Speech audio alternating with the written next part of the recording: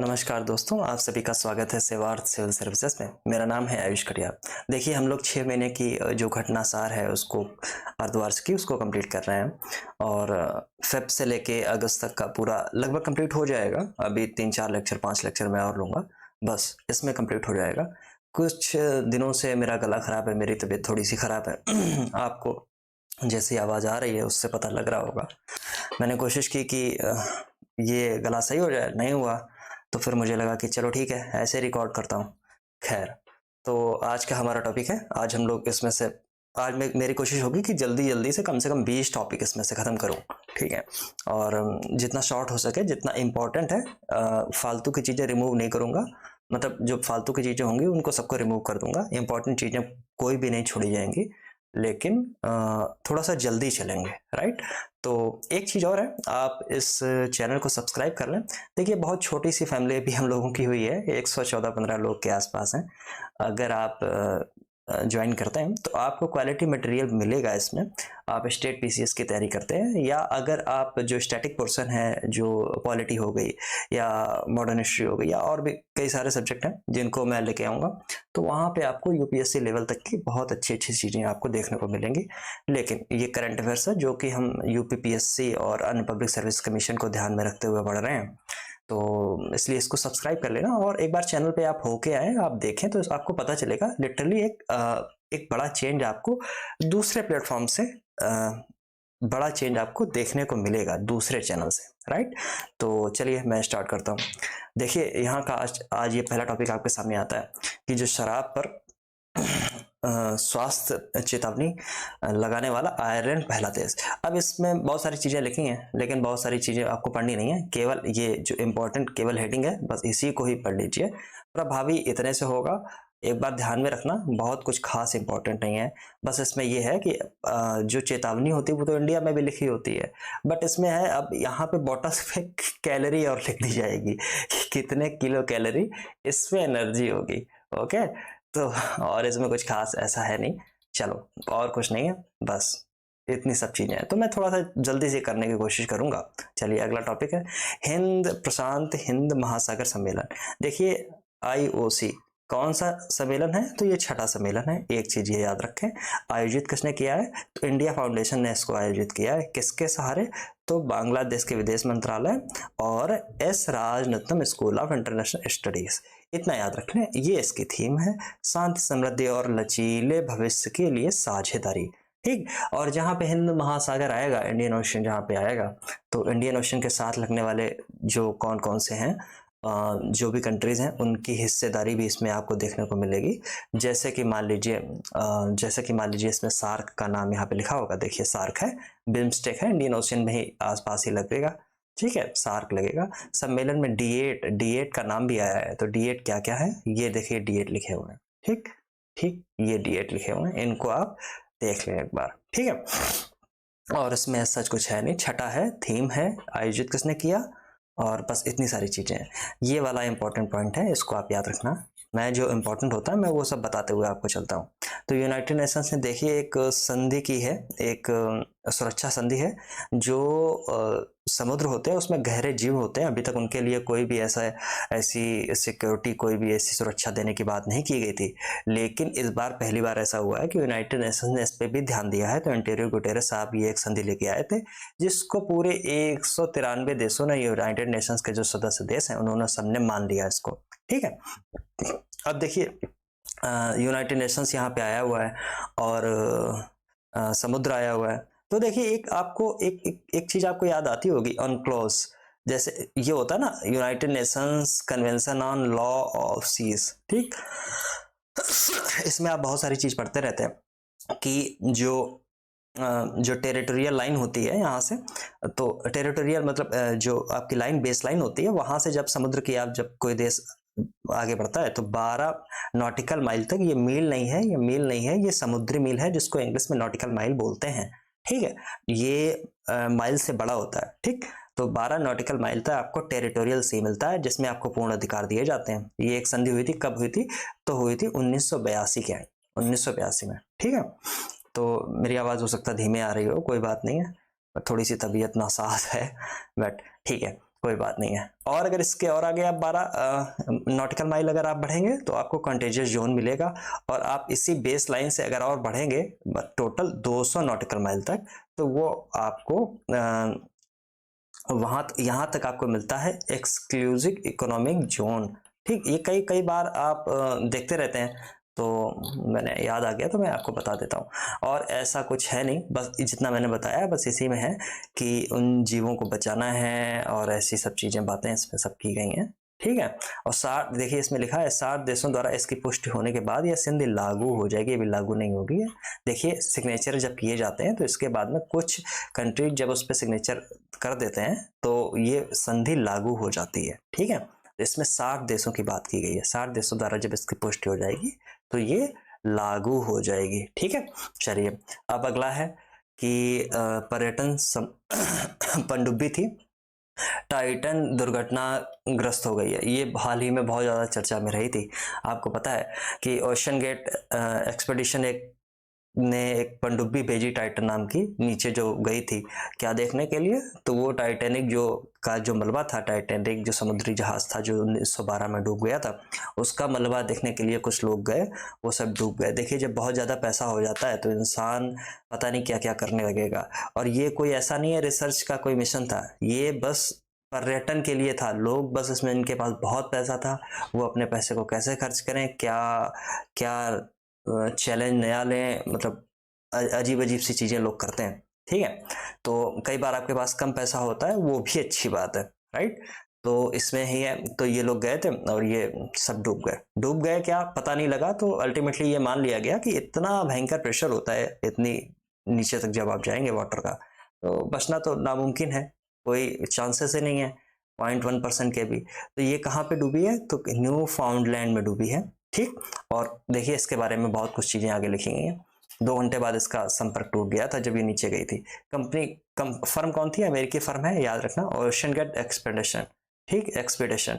ठीक। और इसकी पनडुब्बी का नाम है टाइटन पनडुब्बी। गई कहाँ थी, तो फाउंडलैंड के तट पे, जो जहाँ पे टाइटैनिक का मलबा डूबा था, जहाँ टाइटैनिक डूबा था वहीं पे गई थी। टाइटैनिक कब डूबा, तो 1912 में। बहुत सारे देखिए मूवीज भी टाइटैनिक बन चुकी थी, बहुत विश्वव्याप्त, एक विश्वव्याप्त क्या बोले, बहुत वर्ल्ड फेमस एक इस पे मूवी भी बनी थी।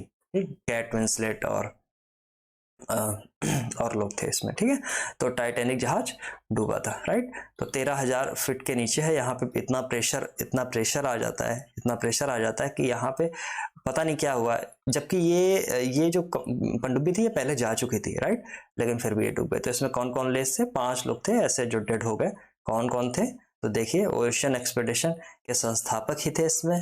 कौन थे, स्टॉकटन रश ब्रिटिश अरबपति हैं, हैमिस हार्डिंग, जबकि फ्रांसीसी गोताखोर थे पॉल हेनरी नार्जियोलेट। ठीक है। और पाकिस्तानी व्यवसायी हैं शहजादा दाऊद, और उनके 19 वर्षीय बेटे सुलेमान भी शामिल थे। सारे लोग मर गए।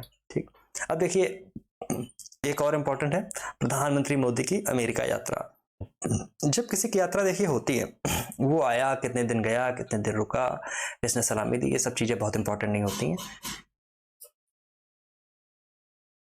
तो जब भी आप कभी भी ऐसी यात्रा पड़े तो ज़रूरी उसमें ये चीज़ है कि आप ये देखें कि क्या क्या इंपॉर्टेंट घटनाएं उसके साथ में जुड़ी हुई हैं। ठीक है। तो चलिए सबसे पहले घटना की बात कर लेता हूँ। तो ये इस तारीख से 21 से 23 जून के आसपास हुई। 21 जून जब आता है तो योग दिवस, इंटरनेशनल योगा डे भी आपको नजर आता होगा। निमंत्रण था किसका, तो बाइडेन का निमंत्रण था। एक सरकारी यात्रा थी, एक राजकीय यात्रा थी, इसलिए ये यात्रा इंपॉर्टेंट है। ठीक है। चलिए अब ये इसमें बहुत सारी चीज़ें लिखी हैं, जैसे कि दूसरे प्रधानमंत्री हैं इंडिया के जो किसी भी सरकारी यात्रा पर गए हुए हैं। कहाँ पे, राजकीय यात्रा पर अमेरिका की, राइट। ऐसे बहुत सारी चीज़ें हैं, छोटी मोटी हैं, कोई बहुत खास नहीं है। लेकिन इम्पोर्टेंट बात देखिए ये है कि यहाँ पे देखिए, यहाँ पे इम्पोर्टेंट कुछ बात बनेगी। इसने क्या है, मतलब एक युद्ध कंपनी है जनरल इलेक्ट्रिक, जीई, बहुत इंपॉर्टेंट है। और सेमीकंडक्टर बनाने वाली कंपनी है माइक्रोन, इसके साथ में अप्लाइड मटेरियल्स शामिल। इनके साथ मतलब ये सारी कंपनियां हैं, इनके साथ में इन लोगों की मोदी जी की बैठक हुई है। इंपॉर्टेंट देखिए घटना यहाँ से निकल के आपके सामने आई है। यहाँ पे मैंने छोटा सा टिक मार्क लगा रखा है कि देखिए अमेरिकी कंपनी जो जीई जिसकी मैं बात कर रहा था, जनरल इलेक्ट्रिकल्स, ठीक। उसमें क्या हुआ है कि इंडिया का जो तेजस युद्ध विमान है उसके लिए ये लोग इंजन बनाएंगे, राइट, इंजन बनाएंगे, ठीक है। और क्या होगा, माइक्रोन जो है वो अहमदाबाद में सेमीकंडक्टर निर्माण प्लांट बनाएगी, ठीक। और इस पर कुल कितना निवेश मिलेगा, तो $2.75 बिलियन। मोटी मोटी चीजें एग्जाम के पॉइंट ऑफ व्यू से बहुत अति से ज्यादा इंपॉर्टेंट नहीं है, बट फिर भी इंपॉर्टेंट थोड़ा सा है, ठीक। इस आर्टिकल में इंपॉर्टेंट है, बस इतनी सी बात मैं कर रहा हूँ। चलिए, जी क्या कर रही है, तो ये आप देख लीजिए, तेजस की अगली पीढ़ी के जो ये हैं F414 इंजन का निर्माण HCL के साथ मिलकर किया जाएगा, ठीक है। ऐसे बहुत सारी चीजें आप और ये सब मिलेंगी। ये इसमें इंपॉर्टेंट लगा लेना। देखिए, यूएसए से 31 युद्धक ड्रोनर विमान, जिसको बोलते हैं high altitude long endurance hello, ये खरीदने का प्रस्ताव किया है इंडिया ने, ठीक। ठीक है, समझौता हो गया है इस पे, ठीक। और क्या है, नौसेना को 15 सी गार्जियन ड्रोन और थल और वायुसेना को 8 भूमि संस्करण वाले ड्रोन मतलब स्काई गार्जियन प्राप्त होंगे। तो 15 ये हो गए, 8 16 15 16 31 हो गए, राइट। चलिए, आर्टेमिस समझौता मैंने आपको बता रखा था। देखिए, जब मैंने इसरो वाला वीडियो बनाया था उसमें मैंने आपको बताया था कि आर्टेमिस समझौता क्या है, ठीक। तो आर्टेमिस समझौता पे सिग्नेचर हो गए हैं, इंडिया ने कर दिए। एक मतलब एक ऐसा समझौता है जिसमें मतलब जो अंतरिक्ष है, जो स्पेस है, वहाँ पे दुनिया अपना एक दुनिया के बहुत सारे कंट्रीज निकल के सामने आए हैं जिन्हों और ये जो इंडोर्स कर रहा है इसको, जिसकी शुरुआत कर रहा है वो यूएसए है, वो यूएसए है, ठीक है। इसमें इंडिया कौन सा देश बना, 27वां। और समझौता है क्या कि जो मिशन जो भेजे जा रहे हैं अंतरिक्ष में उनके लिए एक प्रॉपर आपस में एक मतलब एक टाई अप ऐसा हो, एक जुड़ाव ऐसा हो जिससे चीजें सामान्यतः आगे बढ़ती चलती रहें, बस इस तरीके का है, ठीक है। और इसमें कोई बहुत ऐसी खास चीज नहीं है। देखिए, इसमें H1B वीजा पर भी बहुत सारी बातें हुई हैं, ठीक। इंडो पैसिफिक पे बात, इंडिया और यूएसए बैठेंगे तो इंडो पैसिफिक पे बात होगी, ठीक है, बहुत साधारण सी बात है। और यहाँ पे सितंबर में होने वाली G20 जो हो चुकी है उसमें आने की बात की थी, वो भी सब हो गया, ठीक है। और इतना कुछ खास नहीं है ये भी सब लिखा हुआ, बट इतना कुछ खास नहीं है, ठीक। अब चलिए, मोदी जी की जो यात्रा है, मिस्र की यात्रा, ठीक, जिसको इजिप्ट बोलते हैं, ठीक, जिसको इजिप्ट आप बोलते हैं, इसकी यात्रा हुई कब हुई है। देखिए, 24 जब वहां से वापस आ रहे थे तो 24-25 जून के आसपास काहिरा पहुंचे, ठीक है। वहां के राष्ट्रपति कौन है, राज की यात्रा में जब गए तो वहां के राष्ट्रपति कौन थे, अब्दुल फत्ताह अल सीसी, ठीक। इनके बीच में इनकी यात्रा हुई 26 वर्षों में। देखिए, ये इंपॉर्टेंट पॉइंट आता था, 26 वर्षों में किसी भारतीय प्रधानमंत्री की मिस्र की ये पहली द्विपक्षीय यात्रा है, ठीक। ऐसे करके अगर स्टेटमेंट में आपके सामने आया तो आप ये चीजें याद रखेंगे, ठीक है। और क्या हुआ, जनवरी इसमें गणतंत्र दिवस के मुख्य अतिथि के रूप में शामिल हुए थे मिस्र के। मतलब देखिए, इंडिया जो है दोनों तरफ से साधने की कोशिश करता है, ठीक है। और यहाँ पे इम्पोर्टेंट ये है कि इसमें ये हुआ है कि फर्स्ट वर्ल्ड वॉर जो हुई थी उसमें मारे गए भारतीय सैनिकों के हेलियोपोलिस स्थित स्मारक पर श्रद्धा सुमन अर्पित किए। कहाँ पे, अल हवीम मस्जिद का दौरा किया, किसने, प्रधानमंत्री मोदी ने, ठीक है। और बहुत सारी बातें हैं आगे। बातें ये हैं कि स्ट्रेटेजिक पार्टनरशिप शायद हो सके मिस्र के साथ में, ये सब बातों पे बहुत चीजें हैं। ये सब इन सब जैसे एग्रीकल्चर हो गया, स्मारक पुरातत्व हो गई, इनमें प्रतिस्पर्धा, इन सब चीजों पे क्या किया जाएगा, तो एक मेमोरेंडम ऑफ अंडरस्टैंडिंग शामिल हुआ है, ठीक है। और ये वाला इंपॉर्टेंट है, इसको रट लेना। तो है सर्वोच्च, जो मोदी जी को एक सर्वोच्च नागरिक देखिए यहाँ पे नागरिक लिखा हुआ है, नागरिक पुरस्कार दिया गया जिसको बोलते हैं order of the Nile, order of the Nile, order of the, आपको नाइल याद है, नील नदी या मिस्र की बहुत इंपॉर्टेंट नदी है।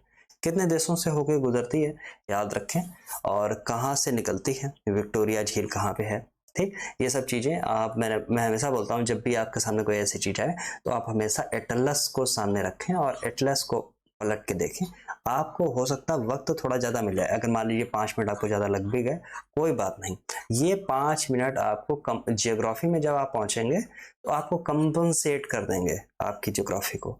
और दूसरी चीज़ें, एक तो जियोग्राफी को कंपनसेट कर देंगे, दूसरी चीज़ जो आप करंट में पढ़ रहे हैं उसमें आपकी समझ बढ़ जाएगी, तो भूलने के चांसेस बहुत कम हो जाते हैं। ठीक है, मैं बस इतनी बात आपको बताना चाहता हूँ। अब देखिए, बहुत इंपॉर्टेंट चीज़ है, वेरी वेरी, इसमें वेरी वेरी वेरी लगा लेना, इसमें है संयुक्त राष्ट्र सुरक्षा परिषद के नए अस्थायी सदस्य। देखिए, संयुक्त राष्ट्र यूनाइटेड नेशन सिक्योरिटी काउंसिल में आपको पता है कि 5 स्थायी सदस्य होते हैं, ठीक, और 10 अस्थायी सदस्य होते हैं। अब 10 में से 5-5 का चुनाव होता रहता है। इनका 2 वर्ष के लिए इनको चुना जाता है। 2 वर्ष मतलब 2 वर्ष हो जाएंगे, उससे पहले ही 5 और चुन लिए जाते हैं। ऐसे ही ये 5 करके आगे प्रोग्राम चलता रहेगा। तो ठीक है, क्या हुआ, ये चुनाव हुआ 2 वर्ष के लिए, ठीक, और चुनाव कब से कब तक के लिए हुआ, 2024-25 के लिए हुआ, ठीक, 2024 और 25 के सदस्यता हेतु कौन कौन को चुना गया, तो अल्जीरिया, एक बार एटलस में देखना अल्जीरिया कहाँ है जरूर देखना, सिएरा लियोन कहाँ है, दक्षिण कोरिया कहाँ है, गोयाना कहाँ है, स्लोवेनिया कहाँ है, ये सब आपको ढूंढने होते हैं। और मैं बता भी दूं तब भी आप भूल जाएंगे, इसलिए मैं कहता हूँ कि आप उठा लें, ठीक, आप उठा लें जरूर, ठीक है। और याद रखें, दक्षिण कोरिया और मतलब नॉर्थ कोरिया और साउथ कोरिया के बीच के जो लाइन है उसको क्या बोलते हैं, क्या उसको 30th पैरेलल बोलते हैं या कुछ और बोलते हैं, क्या बोलते हैं, याद करिए, पता चलेगा आपको, ठीक है। तो इनका कार्यकाल कब से शुरू होगा, देखिए, एक तो अस्थायी है, ठीक, दूसरा कार्यकाल 1 जनवरी 2024 को सदस्यता ग्रहण कर लेंगे। अब ये कौन कौन से कहाँ से देखिए आए हैं, तो अलग अलग क्षेत्र होते हैं जिनसे ये चुने जाते हैं। तो अल्जीरिया व सिएरा लियोन को अफ्रीकी क्षेत्र से चुना गया है, जबकि दक्षिण कोरिया को एशिया इंडो पैसिफिक से चुना गया, गोयाना को लैटिन अमेरिका और कैरेबियाई जो देश हैं, क्षेत्र हैं, वहां से चुना गया और वहां से ये निर्विरोध चुना गया था, ठीक है। वहीं पूर्वी यूरोप, जो ईस्टर्न यूरोप की एक सीट के लिए स्लोवेनिया ने बेलारूस को कितने अंतर से हराया, तो बहुत बड़ा अंतर है। अब देखिए, बेलारूस जो है वो जो गुट की अगर बात करो तो रसिया वाले गुट में आता है, ठीक है, रसिया वाले गुट में आता है, जबकि स्लोवेनिया है वो यूरोपियन मतलब जो प्रॉपर वेस्टर्न कंट्रीज का जो ग्रुप है वो उसमें आ जाता है, इसलिए इसको हराना बड़ा आसान हो जाएगा, ठीक है। तो 15 सदस्य सुरक्षा परिषद में यह 5 देश कौन से, तो ये 5 देश जो हैं अल्बानिया, ब्राजील, गैबॉन, घाना व यूएई का स्थान लेंगे। मतलब ये जो है 5 देश ये रिटायर हो गए हैं, जो 1 जनवरी 2022 से सुरक्षा परिषद के सदस्य बनाए गए थे, और उनका 2 वर्ष का कार्यकाल 31 दिसंबर 2023 को खत्म हो जाएगा, जबकि 1 जनवरी 2024 से जो ये 5 देश हैं इनका कार्यकाल चालू हो जाएगा, ठीक है। और आगामी वर्ष 2024 से क्या होगा, तो नए चुने गए उपर्युक्त 5 देशों के अतिरिक्त 15 सदस्य सुरक्षा परिषद सिक्योरिटी काउंसिल के अन्य अस्थायी 5 सदस्य कौन कौन से हैं समझे, तो जापान, इक्वाडोर, माल्टा, मोजाम्बिक और स्विट्जरलैंड आपको पता है, माल्टा आपको पता ही होगा, नहीं पता है तो देख लीजिए जाके। मोजाम्बिक से इंडिया बहुत दाल मंगाता था किसी समय, बहुत ज़्यादा दाल उत्पादन करता है मोजाम्बिक।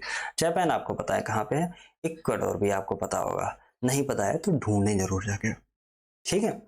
चलिए, इसमें बाकी छोटी सी बहुत सी बातें यहाँ पे लिखी रखी हैं, आप इनको ध्यान से पढ़ लेना, ठीक है। देखिए, इंपॉर्टेंट पॉइंट यहाँ से आता है कि सुरक्षा परिषद के 2 वर्ष की अस्थायी संस्था है, तो जन आम सभा में जो जनरल असेंबली होती है, यूएनजीए जिसको बोलते हैं, यूनाइटेड नेशन जनरल असेंबली में 2/3 मत 129 मत प्राप्त करना आवश्यक ही है। भले ही संबंधित क्षेत्र मतलब भले ही संबंधित देश का अपना क्षेत्र से निर्विरोध चुनाव हो रहा हो तब भी, ठीक, ये नहीं कि केवल आप खड़े हो गए, कोई और नहीं खड़ा हुआ है और आपको अगर वोट कम मिले तो आप बन जाएंगे, नहीं होगा। 2/3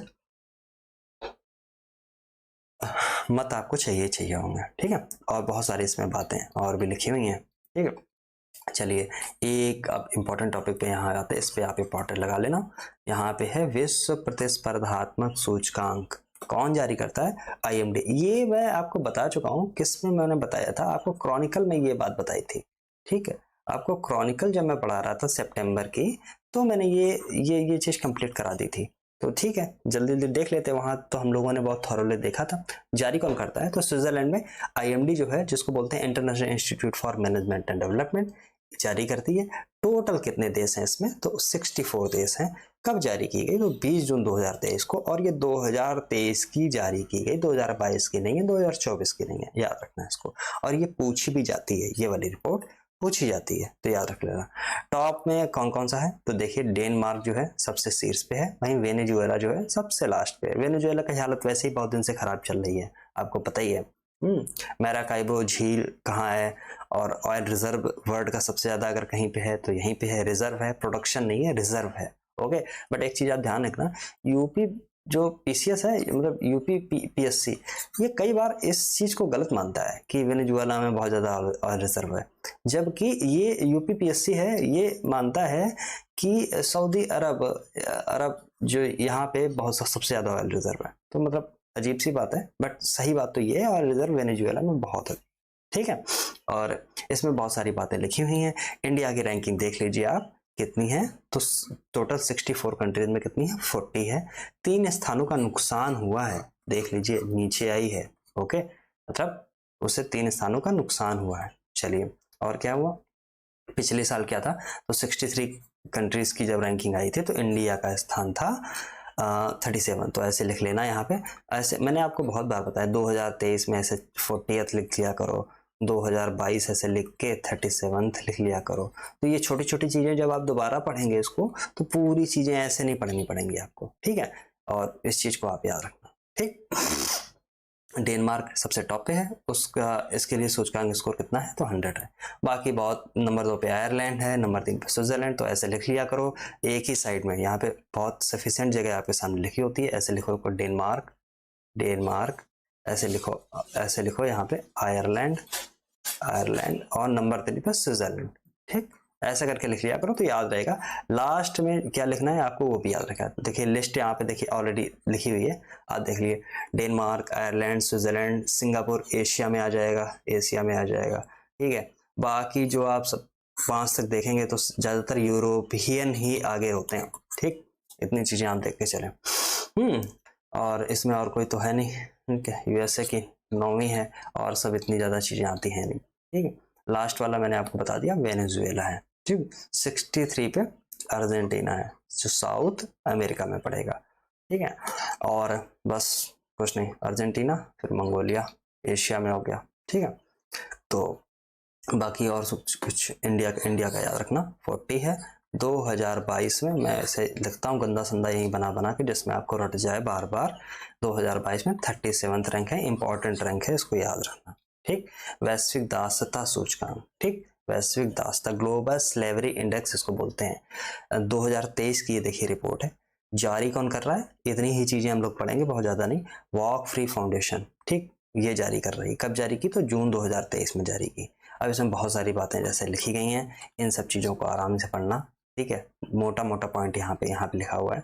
50 मिलियन प्रभावित लोग जो हैं दुनिया के, उसमें से 28 मिलियन बलात्श्रम से पीड़ित हैं। अब जब बलात्श्रम आपके सामने आया है तो आप आर्टिकल 20, 21, 22 पढ़िए जाके, कहाँ पे आपको मिलता है बलात्श्रम। ठीक, कहाँ है से पीड़ित हैं, जबकि 22 मिलियन लोग जो हैं जबरन विवाह का सामना किया है, जिसमें 1.2 करोड़ बच्चे हैं। ये वाले पॉइंट जो हैं इंपॉर्टेंट हैं, बोल्ड में ऑलरेडी लिखे गए हैं, और इसमें बहुत सारी बातें लिखी होंगी, बहुत सारा डेटा आप किसी जैसे मेंस में या वैसे कहीं यूज कर सकते हो, बट पीटी के इंपॉर्टेंट, मतलब पीटी के पॉइंट ऑफ व्यू, प्रीलिम्स के पॉइंट ऑफ व्यू से बहुत इंपॉर्टेंट नहीं है। ठीक, और क्या क्या है? बंधुआ मजदूरी की जहाँ तक बात हुई है तो इंडिया, चाइना, रसिया, इंडोनेशिया, तुर्की है। टर्की ने अपना नाम हाल ही में बदल दिया था लास्ट ईयर, आपको पता ही होगा, लास्ट ईयर। तो तुर्की और अमेरिका उन शीर्ष G20 देशों में है जहां पर अत्यधिक संख्या में बंधुआ मजदूर हैं। ठीक, ऐसी चीजें आएंगी, और ये सब चीजें बहुत सी लिखी हुई है। नंबर 1 पे दास्ता जहां सबसे ज्यादा शीर्ष पे है वो है नॉर्थ कोरिया। ठीक, सबसे कम जहां पे है दास्ता वो है स्विट्जरलैंड। सबसे कम और ज्यादा ये चीजें देख लेनी होती हैं आपको। ठीक है, और बहुत सी चीजें ऐसी नहीं है कि आप बहुत रटें इसको। ठीक, तो वही चीज है, देख लीजिए। शीर्ष का मतलब क्या होता है कि जो नंबर 1 पे होगा जो नंबर 1 पे होगा वो सबसे गंदा होगा, जो सबसे लास्ट में होगा वो सबसे अच्छा होगा। मतलब जैसे स्विट्जरलैंड जो है, मतलब स्कोर इसका सबसे कम है, सबसे कम है, तो ये सबसे सबसे अच्छा है, बट इसकी रैंक सबसे ज़्यादा है। ठीक, दास्ता में सबसे कम है, मतलब दास्ता यहाँ पे सबसे कम है स्विट्जरलैंड में। फिर नॉर्वे आ जाएगा। ठीक, तो नॉर्वे, स्वीडन, फिनलैंड और ये सब ऐसे हैं, ऐसे लिखेंगे। जब आप इधर बाल्टिक सी के ऊपर चलते हैं यूरोप में, तो इधर नॉर्वे मिलेगा, फिर स्वीडन मिलेगा, नॉर्वे, स्वीडन, फिनलैंड। ठीक, फिर ऐसे मिलेगा एस्टोनिया, लातविया, लिथुआनिया। ठीक, यहाँ बाल्टिक सी आपको देखने को मिलेगा, और यहाँ पे आपको माल्टा, आई थिंक माल्टा ही नजर आ जाएगा शायद, मुझे याद नहीं आ रहा ठीक से, बट आप देख लेना। ठीक है, इधर साइड में आपका रशिया लग जाएगा। तो ये मैप आप ध्यान से देखा करें, आपको बहुत सारी चीज़ें पता चल जाएंगी। मैक्सिमम यहाँ पे यूरोपियन कंट्रीज ही, आप ऐसी चीज़ों में आपको यूरोपियन ही आगे मिलते हैं। कुछ कुछ मिल जाते हैं, जैसे जापान आपको मिल गया है यहाँ पे, एक, बट बहुत कुछ नहीं है। इंडिया को आप ढूंढिए, इसमें इंडिया कहाँ पे है, स्पेसिफिकली कहीं लिखा हुआ है? मुझे तो दिखा नहीं है, बट अगर दिख जाए आपको तो सीरियसली ढूंढ लेना, इंपॉर्टेंट वो हो जाता है। इस वाली रिपोर्ट में वेरी इंपॉर्टेंट लगा देना, मैं एक बार कलर भी इसको चेंज कर देता हूँ, वेरी इंपॉर्टेंट लगा। देखिए बहुत बार ये पूछी जाती है, Sipri report, right, Sipri report, तो पूछ लेना। तो देखिए इसका पूरा फुल फॉर्म है, एक बार फुल फॉर्म ही इसका कई बार पूछ लिया गया है, याद रखना। स्टॉकहोम्स इंटरनेशनल पीस रिसर्च इंस्टीट्यूट, जिसको सिपरी बोलते हैं शॉर्ट में, वो अपनी रिपोर्ट जारी करती है, वार्षिक रिपोर्ट है, जो परमाणु, जो आपके शस्त्रागार हैं उनकी स्थिति का आकलन किया जाता है। ठीक, ये बहुत इंपॉर्टेंट है, यहाँ पे वेरी वेरी इंपॉर्टेंट मैं लिख लेता हूँ, पूछी जाती है ये, बार बार पूछने की संभावनाएं बढ़ती हैं। ठीक है, रिपोर्ट के अनुसार है, देखिए इसमें, इस रिपोर्ट को आराम से पढ़ लेते हैं कि विश्व भर में पिछले एक वर्ष में परमाणु हथियारों की संख्या जो है वो बढ़ी है, सीधे स्टेटमेंट में ऐसे ही आ सकता है, बढ़ी है या घटी है। नंबर 2 पे आ जाइए, पूरे विश्व में कितने हैं? लगभग 512 परमाणु हथियार हैं, सब, जिसके सबसे ज्यादा भंडार चीन के पास है, लो, चाइना के पास में। ठीक, इस समय, चलो अब आ जाइए। अब देखिए इसका सिस्टम थोड़ा दूसरा है, अभी मैं बताता हूँ। ठीक, चलिए, जनवरी 2022 में चीन के पास में 350 परमाणु हथियार थे, जो 23 में बढ़ के 410 हो गए, समझे, 410 हो गए। अब देखिए सिपरी की ईयर बुक, जो शीर्षक है, ईयर बुक 2023 रिपोर्ट के अनुसार, इस दशक के अंत तक चीन व अमेरिका, रूस की तरह कई अंतर महाद्वीपीय, जिसको बोलते बैलिस्टिक मिसाइल, जिसको बोलते हैं इंटर कॉन्टिनेंटल बैलिस्टिक मिसाइल, जिसको ICBM, जो एक कॉन्टिनेंट से दूसरे कॉन्टिनेंट पे लॉन्च की जा सकती हैं, जिनकी मारक क्षमता होती है 5500 किलोमीटर से ज्यादा, उनको बोलते हैं ICBM, तैयार करने की संभावना है। ठीक है, वर्ष 2022 में, और परमाणु शक्ति संपन्न जो 9 देश हैं, उनमें आयुध निर्माण में जुटे, और पाकिस्तान भी है, इसमें बहुत सारी चीजें लिखी हैं। कौन कौन से देश हैं, जरा एक बार ये देख लेना, ये यहाँ से ये क्षेत्र इंपॉर्टेंट हो जाएगा। पहले वह तो 5 जो UNSC में है, वो तो 5 मान ही लीजिए, America, Russia, UK, France, China, और ये तो हो गया 1 2 3 4 5, 5 ही होगा, ये UNSC वाले हो गए। इसके बाद इंडिया, पाकिस्तान, प्यारा पड़ोसी हमारा। ठीक, इजराइल है और नॉर्थ कोरिया, ये 5 ऐसे थे, ये टोटल 9 देश ऐसे हैं जिनके पास में अभी तक परमाणु हथियार हैं। रशिया और अमेरिका के भी परमाणु हथियारों को लेकर पारदर्शिता में कमी आई है। ठीक, और है रशिया और USA के पास सभी परमाणु हथियारों का 90% हिस्सा जो है वो है, वर्ल्ड का जितने परमाणु हथियार हैं उनका टोटल 90% जो होता है वो केवल 2 ही कंट्री के पास में है। कौन कौन? रशिया और USA। ठीक, वर्तमान में रशिया के पास में सबसे ज्यादा है, और दूसरे नंबर पे कौन है? तो अमेरिका है, तीसरे नंबर पर चाइना है। ठीक, अब इसमें यह भी लिखा है परमाणु शस्त्रागार का भी जो है भारत के पास में, उसका भी क्या हुआ है? विस्तार हुआ है। 160 वॉरहेड होते थे 2022 में, जो वर्ष 2023 में बढ़ के 164 वॉरहेड हो गए। ठीक, जबकि पाकिस्तान 165 से 170 के आसपास में। अब देखिए, जब इंडिया ने अपना परमाणु हथियार बनाया, परमाणु बम जब बनाया, तो परमाणु बम हमेशा डिस्ट्रॉय करने के लिए नहीं होते हैं। देखिए इंडिया की एक पॉलिसी है यूज़ करने की, no first use but heavy retaliation. यहाँ पे जब ये बात अटल बिहारी वाजपेयी ने जब अनाउंस किया कि देखिए हम लोगों ने एक अब प्रॉपर तरीके से अपना जो टेस्ट है वो कर लिया है, और अब भारत जो है ऐसी विश्व की ऐसी जमात में है जिसके पास में हथियार हैं, क्योंकि हमारे पड़ोसी देश जो दोनों थे, चाइना बहुत पहले बना चुका था हमसे पहले, और पाकिस्तान भी इसी क्रम में आगे लगा हुआ था। तो इंडिया के सामने ये मजबूरी थी वो करे। और दूसरी चीज़ है कि हमेशा देखिए डराने के लिए नहीं होते हैं, कई बार बचाव करने के लिए होते हैं। जैसे आपको भारत सरकार मतलब जिला जिला से या प्रादेशिक सरकारें आपको वेपन जारी करती है ना, जैसे आप रिवॉल्वर लाइसेंसी खरीद लेते हैं या बंदूक ले लेते हैं या राइफल ले लेते हैं या पिस्टल ले लेते हैं। वो इसलिए नहीं होती है कि आप जाके किसी को आप गोली मारें या कुछ ऐसा करें, वो आपके बचाव के लिए होती है। मान लीजिए आप अगर कोई ऐसी विधियों में है कि आपको जान का खतरा है, आपको परेशानी है, आपको लोग डराते धमकाते हैं, तो आपके पास आपकी सुरक्षा के लिए एक हथियार हो, इसलिए आपको वो दिया जाता है, ना कि दूसरे लोगों को डराने के लिए। लेकिन लोग कुछ होते हैं ना जो मोटरसाइकिल पे पीछे लाद के चलेंगे, लगा के चलेंगे, और नेता टाइप के लोग हो जाते हैं, वो ऐसी बदतमीजियां करते रहते हैं। ठीक है, तो वो वही चीज़ें ऐसी होती हैं। ठीक है, तो इंडिया की पॉलिसी है नो फर्स्ट यूज़, पहले हम यूज़ नहीं करेंगे, बट हैवी रिटेलिएशन, मतलब अगर किसी ने यूज़ की तो हम फिर गिनेंगे नहीं उसके ऊपर दागने से ऊपर। तो ये डेटरेंस के लिए यूज़ किए जाते हैं, अपने बचाव के लिए। हाँ, इसलिए ज़रूरी है। हर बार वेपन जो है लड़ने के लिए नहीं होता, बचाव के लिए भी होता है। अब देखिए अगला हमारा टॉपिक है कम्युनिटी स्पिरिट इंडेक्स। बहुत इंपॉर्टेंट तो देखिए नहीं है, समझे, लेकिन ठीक है, एक मोटी मोटी चीज़ देख लीजिए। सामुदायिक भावना सूचकांक 2023 कम्युनिटी स्पिरिट इंडेक्स है। इसमें विभिन्न देशों के 53 शहरों को इसमें रैंक दी गई है, और इस आधार पर रैंक दी गई है कि उनके कितने निवासी कितने मिलनसार और मित्र हैं जी, मतलब मित्र नहीं है। तो बहुत सारी चीज़ें हैं इसमें, ये सब बहुत कुछ इम्पोर्टेंट नहीं है, बट ठीक है आपके सामने है तो एक बार पॉज करके इसको देख लेना। मेरा इंटरेस्ट इसमें आ नहीं रहा बिल्कुल। ओके, बहुत गंदा सा है, ठीक, और बहुत लंबा चौड़ा इसमें लिखा हुआ है, तो इसको मैं नहीं पढ़ूंगा। आप देखिए अगर आपके पास ये बुक है तो अच्छे से पढ़िए, नहीं तो पॉज करिए, जैसे मैं अपने ऐसे किए दे रहा हूँ, 1 सेकंड के लिए आप पॉज करें, आराम से इसको फिर बैठ के पढ़ें, नो प्रॉब्लम। ठीक, राइट। तो अब मैं आ जाता हूँ G7 का 49वां शिखर सम्मेलन, वेरी वेरी इंपॉर्टेंट, संभावना बनी रहेगी इससे आने की। ठीक है, तो देखिए विश्व के जितने औद्योगिक समूह हैं, जो मतलब इंडस्ट्रियल देश हैं, उन्होंने संपन्न किया 7 देशों का समूह, जिसने 49वां शिखर सम्मेलन अपना जापान के प्रधानमंत्री फूमिया लिखा है लेकिन फूमियो किशिदा है की मेजबानी में हिरोशिमा में हुआ। कब हुआ? तो 1921 के बीच में। ठीक, हिरोशिमा नागासाकी आपने पढ़ा ही होगा, वर्ल्ड वॉर 2 के टाइम पे बॉम्ब कर दिया था अमेरिका ने। ठीक है, पर्ल हार्बर की घटना के बाद में ऐसा हुआ था। ठीक है, तो G7 में कौन कौन से हैं, पहली बात तो ये देख लीजिए।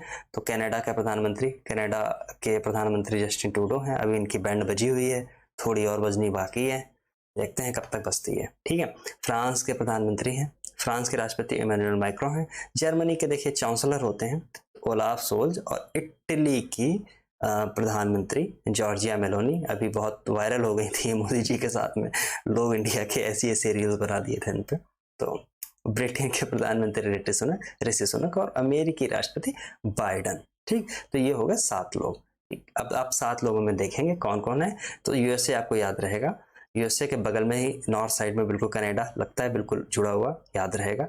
और आप इसके बाद दो ये हो गए, और एशिया से जापान आप उठा लीजिए। ठीक, 3 हो गए। इसके बाद यूरोप में अगल बगल के 4 उठा लीजिए, जैसे फ्रांस, ये यूएनएससी में भी है, ये भी यूएनएससी में है, जर्मनी आपको याद रहेगा, और इटली। ठीक, ये 4 उठा लेना, 7 हो गए, याद रहेंगे। ठीक है, तो इसके अलावा क्या होगा, जो यूरोपियन यूनियन है उसकी जो अध्यक्ष हैं उर्सुला वॉन डेर लेयन, और यूरोपियन जो काउंसिल है उसके अध्यक्ष होते हैं चार्ल्स मिशेल, शिखर में शामिल हुआ। ठीक, और इसमें मोदी जी को भी इनवाइट किया गया था। इसके अतिरिक्त एंथनी अल्बनीज जो कि ऑस्ट्रेलिया के प्रधानमंत्री है। ब्राजील के राष्ट्रपति लुइज इनासियो लुला डी सिल्वा, ठीक, बहुत खतरनाक सा नाम है। इंडोनेशिया के राष्ट्रपति जोको विडोडो हैं, उनको बुलाया गया। और कोमोरोस के राष्ट्रपति अजाली अजूने, और ये बहुत सारे ऐसे नाम हैं। इसमें बस ये याद रख लेना, दक्षिण कोरिया को बुलाया गया, वियतनाम को बुलाया गया, यूक्रेन को बुलाया गया, ठीक, यूक्रेन को बुलाया गया, और ब्राजील को बुलाया गया, इंडिया को बुलाया गया, इंडोनेशिया को बुलाया गया। कोमोरोस आप हो सकता है भूल जाएं, तो याद रखना, ठीक। और इसमें बहुत से मेन मुद्दा जो इसमें रहा वो यही रहा, रसिया यूक्रेन वाला, ठीक, रसिया यूक्रेन वाला मेन मुद्दा रहा। जगह जगह पे, हर जगह पे यही बात हो गई, जबकि G20 में ये मुद्दा उठ के आने वाला था, इंडिया ने उठने नहीं दिया और दोनों पक्षों को एक तरीके से संभाल लिया इंडिया ने, ठीक है। तो ये मुद्दा G20 में इंडिया ने नहीं उठने दिया, बट बाकी जगह पे ऐसी चीजें हुई हैं, ठीक है। तो और क्या है, तो यही सब चीजें हैं, बहुत, और कोई बहुत खास चीज थी नहीं, ओके। बस इससे अगर क्वेश्चन आएगा तो सबसे ज्यादा यही आएगा कि इनवाइट किसे किसे किया गया था, ये हो सकता है। कौन सा था ये, कौन सा था, तो यहाँ 49th लिखा है, ये हो सकता है। कहाँ आयोजित हुआ, ये हो सकता है। अध्यक्षता कौन कर रहा था, तो फुमियो किशिदा साहब कर रहे थे, ठीक। जापान में क्वाड शिखर सम्मेलन 2023 बहुत गंदा हुआ, देखिए, और इसका तो मतलब मुझे समझ में नहीं आ रहा कैसे हुआ, होना भी था या नहीं होना था। तो जापान में हिरोशिमा में G7 शिखर सम्मेलन के बाद अलग क्वाड के शिखर सम्मेलन की बैठक आयोजित की गई थी, जिसमें 4 देश आपको क्वाड हैं, आपको पता होगा, इंडिया, अमेरिका, जापान और ऑस्ट्रेलिया, ये 4 हैं। और ये इंडो पैसिफिक में आवाजाही सही तरीके से चलती रहे, साउथ चाइना सी का जो मैटर है उसको ठीक से समझा जाए, उसमें उसका आधिपत्य बहुत ज़्यादा न बढ़ जाए, लोगों की आवाजाही पे रोक लगा दे, व्यापार पे रोक लग जाए, इन सब को ध्यान में रखते हुए सुरक्षा सुनिश्चित करनी है। बहुत सारी चीज़ों पे ध्यान में रखते हुए इसकी क्वाड की स्थापना की गई थी। और इस संगठन की ये कौन सी थी, तो 5वीं और भौतिक उपस्थिति वाली तीसरी बैठक थी। जबकि आपको शायद पता हो कि 2024 के आसपास इंडिया में होनी है, इंडिया में क्वाड की बैठक होगी, और मोस्ट प्रोबेबली ये जनवरी में होने वाली है। जब वैसा वक्त आएगा तो मैं बता दूंगा, उसकी कोई बात नहीं, ठीक। और बहुत सारी चीज़ें लिखी हैं कि पहली शिखर सम्मेलन इतने तारीख को मनाया गया था, ठीक है, जबकि दूसरा तीसरा ऐसे होता रहा। बस इतनी बहुत कुछ खास चीज़ें हैं नहीं इसमें, ठीक है। बस ये वाली यहाँ पे देखिए आके, यहाँ पे लिखा क्या क्या है, तो व्यक्तिगत उपस्थित वाली ये तीसरी व्यक्तिगत उपस्थित वाली तीसरी शिखर सम्मेलन में प्रधानमंत्री नरेंद्र मोदी, मेजबान प्रधानमंत्री भाई जो फुमियो किशिदा है, यहाँ पे देखिए फुमियो प्रॉपर लिखा हुआ है, के अतिरिक्त अमेरिका के राष्ट्रपति जोसेफ आर बाइडन, ठीक, बाइडन, और ऑस्ट्रेलिया के प्रधानमंत्री एंथनी अल्बनीज ने हिस्सा लिया, ठीक है। बहुत सारी बातें होंगी यहाँ पे। फिर देखिए यूक्रेन रशिया उठ के चला आया, ठीक। और दूसरी बात है हिंद प्रशांत क्षेत्र जो इंडो पैसिफिक है, उसमें चीन की बढ़ती गतिविधियों को, कि लोकतांत्रिक मूल्यों को, ये सब बातें होती रही हैं, ठीक है, और कुछ नहीं है। देखिए क्वाड, ये वाला इंपॉर्टेंट पॉइंट है, क्वाड इन्वेस्टर्स नेटवर्क लॉन्च करने में बहुत सारी बातें ऐसी हैं, इनको आप आराम से पढ़ लेना, ठीक। इंपॉर्टेंट है पर इतना भी कोई इंपॉर्टेंट नहीं है, ठीक। ये वाला इंपॉर्टेंट पॉइंट है, इसको पढ़िए। क्वाड की आगामी शिखर सम्मेलन भारत में कराने की पेशकश प्रधानमंत्री नरेंद्र मोदी ने की, जिसे स्वीकार कर लिया गया है। ये प्रोबेबली जनवरी 2024 के आसपास हो जाएगी। 26 जनवरी हो सकता है, जब 26 जनवरी को इस बार बाइडन को बुलाया जा रहा है, निमंत्रण भेजा गया बाइडन को, कि हो सकता है अगर बाइडन आए तो उसी टाइम पीरियड में 26 के बाद में हो सकता है 27 या 28 को हो जाए, जिसमें अल्बनीज और फुमियो किशिदा दोनों लोग आ जाएं 27 या 28 को। बस 26 तारीख को जो बुलाया गया है चीफ गेस्ट के रूप में, तो बाइडन साहब को बुलाया गया, राइट। देखिए अगला है पपुआ न्यू गिनी में भारत की अध्यक्षता में हिंद प्रशांत द्वीप सहयोग मंच का तीसरा शिखर सम्मेलन, अध्यक्षता भारत की हो रही, इसलिए थोड़ा सा इंपॉर्टेंट हो जाता है, ठीक। पपुआ न्यू गिनी कहाँ है, आप जाके देखें, इंडोनेशिया से इसका क्या संबंध है, पपुआ न्यू गिनी में कौन सी ट्राइब है, पपुआना एक यहाँ पे ट्राइब है, पपुआना, ठीक, पपुआना बहुत खतरनाक ट्राइब होती है ये। तो ये क्या होते हैं, ये सब चीज़ें आपको पढ़ लेनी चाहिए, मैं बार बार बीच बीच में बताता रहता हूँ, क्योंकि बहुत सारा स्टैटिक का पोर्शन भी आपका मजबूत होता चले, या ज्योग्राफी में आपको कहाँ क्या फ़ायदा मिलना है वो फ़ायदा मिल सके, ठीक है। तो बस, तो 3 दिन का जो प्रवास था मोदी जी का जापान का, उसके बाद में पपुआ न्यू गिनी पहुंचे, जहाँ की राजधानी थी पोर्ट मोरेस्बी में उनका भव्य स्वागत किया गया।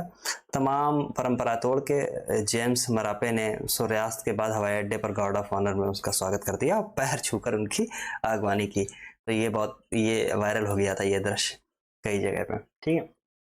तो हिंद प्रशांत क्षेत्र में द्वीपीय राष्ट्र में श्री मोदी जो हैं वो यहाँ पहुंचे और उस वहाँ पे क्या है, हिंद प्रशांत द्वीप समूह समारोह सहयोग मंच, जिसको बोलते हैं forum for India Pacific islands cooperation, देखो इसको बोलेंगे फिपिक। फिपिक की तीसरी बैठक की मेजबानी करने गए थे, ठीक। चलिए, इसमें हैं कितने, तो 14 द्वीपीय राष्ट्र हैं। कौन कौन से हैं, छोटे छोटे हैं, बहुत कोई ऐसे बड़े नहीं हैं, ठीक। और उनके कई सारों के तो मैंने भी नाम नहीं यहाँ पे, ठीक ठीक, जैसे कूक द्वीप है, मुझे नहीं पता है। Palau I know, Nauru I know, Solomon I know, ठीक है, ये सब मुझे पता है, न्यू भी मुझे पता है, बट कूक क्या है आई डोंट नो, मैं नाम नहीं सुना अभी, हो सकता है आसपास कहीं हो छोटा सा, ठीक है, मैं देख लूंगा इसको। तो ये सब है, इनके नाम नहीं रखने, बट 14 हैं पैसिफिक द्वीपीय राष्ट्र हैं और इनमें सबकी बात हुई है। इसमें क्या है, डायलिसिस यूनिट लगाने में मदद करने, सभी जो समुद्री एम्बुलेंस प्रदान करने, जयपुर फुट कैंप लगाने। देखिए जयपुर फुट कैंप बहुत इम्पोर्टेंट है, जो दिव्यांग लोग हैं उनके लिए आर्टिफिशियल, जैसे कि एक कानपुर में भी एक यूनिट है इसकी एलिम्को जिसको बोलते हैं, ऐसे जयपुर फुट है, ये आर्टिफिशियल पैर बनाता है। तो ऐसे पूरे वर्ल्ड में सप्लाई करता है इंडिया, बहुत बहुत मतलब सोफिस्टिकेटेड वे में ये लोग बनाते हैं, अच्छा काम करते हैं, ठीक। और उचित मूल्य पर दवाइयाँ उपलब्ध कराने, पीने का पानी, आज योग केंद्र, इन सब पे बात हुई है, ठीक है। और बहुत, क्योंकि ये इंडो पैसिफिक के बीच में आते हैं, तो ये थोड़ी सी इंपॉर्टेंट इसकी हो भी जाती है कि हाँ इंपॉर्टेंट चीज़ है, ठीक है। तो कितने टॉपिक हम लोगों ने कंप्लीट किए, ये वाला ख़त्म कर लें, ये नहीं करें, ये वाला आगे कर लेंगे, मतलब चलो मैं इसके बाद में जस्ट एक लेक्चर और रिकॉर्ड कर दूंगा, ये वाला भी हो जाएगा। तब तक के लिए बहुत बहुत धन्यवाद, बने रहिए सेवा सिविल सर्विसेज के साथ में, और आप चैनल को सब्सक्राइब कर लें। और मेरा कहना तो ये है, सब्सक्राइब कर लें, और क्योंकि अभी तो खैर मेरी तबीयत थोड़ी ठीक नहीं है, तो मैं बहुत कोशिश कर रहा हूँ फिर भी करने का प्रयास, लेकिन आपसे ये दरख्वास्त है मेरी, ये उम्मीद है मेरी कि जो भी जानने वाले हों उनके साथ में आप चैनल को शेयर करें, और एक छोटा सा परिवार जो है उसको थोड़ा सा और बढ़ाएं, जिसमें हम लोग मतलब ऑनलाइन चीज़ें, मतलब एक साथ बैठ के चीज़ें डिस्कस कर सकें। ऐसे रिकॉर्ड करने में उतना मज़ा नहीं आता मुझे, क्योंकि मेरी जो आदत है वो सामने बैठ के पढ़ाने वाली रही है क्लासरूम में, तो वो अभी थोड़ी सी डिफ़िकल्ट हो जाता है मेरे लिए ये सब रिकॉर्ड करना। बट चलिए कोई बात नहीं है, तो अगर स्ट्रेंथ बढ़ेगी तो हम लोग लाइव सेशंस बैठ के सब लोग साथ साथ लेंगे, साथ साथ सीखेंगे, और साथ साथ चाय पियेंगे, बढ़िया रहेगा तो उसमें आनंद आएगा। बहुत बहुत धन्यवाद आपका, स्वस्थ रहिए, मस्त रहिए, चलिए।